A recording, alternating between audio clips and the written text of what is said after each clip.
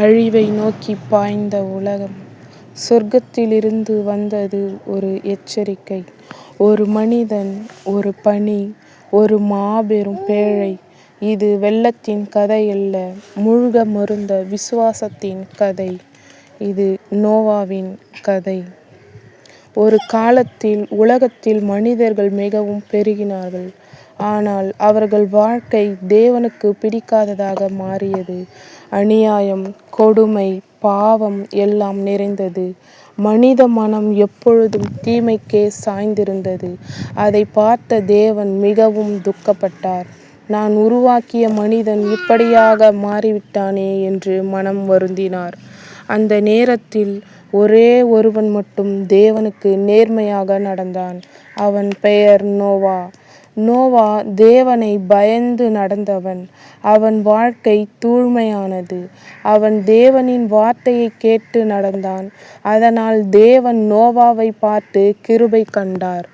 தேவன் நோவாவிடம் ஒரு பெரிய செய்தி சொன்னார். பூமியில் உள்ள எல்லா மனிதர்களையும் அழிக்கப் போகிறேன். ஆனால் நீ ஒரு பேழையை கட்ட வேண்டும். தேவன் நோவாவிடம் பேழையை எப்படி கட்ட வேண்டும் என்று மிக தெளிவாக கூறினார். அதன் நீளம், அகலம், உயரம் எல்லாம் குறிப்பிட்டார். நோவா அந்த பேழையை கட்ட ஆரம்பித்தான். இது ஒரு நாள் வேலை இல்லை, பல ஆண்டுகள் எடுத்தது. மக்கள் அவனை பார்த்து நகைத்தார்கள். மழையே இல்லாத இடத்தில் இவன் ஏன் கப்பல் கட்டுகிறான்? ஆனால் நோவா எதையும் பொருட்படுத்தவில்லை. தேவன் சொன்னதால் கட்டினான். பேழை தயாரான பின் தேவன் சொன்னபடி எல்லா வகை மிருகங்களும் ஜோடியாக பேழைக்குள் வந்தன. பறவைகள், மிருகங்கள், ஊர்வன ஒவ்வொன்றும் தங்கள் ஜோடியுடன். நோவா, அவன் மனைவி, அவன் 3 மகன்கள் மற்றும் அவர்களின் மனைவிகள் மொத்தம் 8 பேர் பேழைக்குள் சென்றார்கள். பின் தேவன் தான் கதவை மூடினார். மழை பெய்ய ஆரம்பித்தது. 1 நாள், 2 நாள், 40 நாட்கள், 40 இரவுகள் இடைவிடாமல் மழை பெய்தது. பூமி முழுவதும் தண்ணீரால் மூழ்கியது. உயர்ந்த மலைகள் கூட தண்ணீருக்குள் போயின. பேழை மட்டும் தண்ணீரின் மேல் மிதந்தது.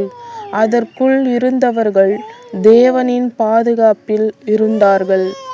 150 நாட்கள் கழித்து தண்ணீர் குறைய ஆரம்பித்தது. நோவா முதலில் ஒரு காகத்தை அனுப்பினான். பின்னர் ஒரு புறாவை அனுப்பினான். முதல் முறை புறா திரும்பி வந்தது. 2வது முறை அது ஒலிவ மர இலை கொண்டு வந்தது. 3வது முறை அது திரும்பி வரவே இல்லை. அப்பொழுதுதான் நிலம் உலர்ந்தது என்று நோவா புரிந்தான். பேழையிலிருந்து வெளியே வந்த நோவா முதலில் தேவனுக்கு பலி செலுத்தினான். அப்பொழுது தேவன் வானத்தில் ஒரு வானவில் காட்டினார். இனி நான் இப்படியாக உலகத்தை வெள்ளத்தால் அழிக்க மாட்டேன். இது என் உடன்படிக்கையின் அடையாளம். அந்த வானவில் தேவனின் வாக்குறுதியின் சின்னமாக மாறியது.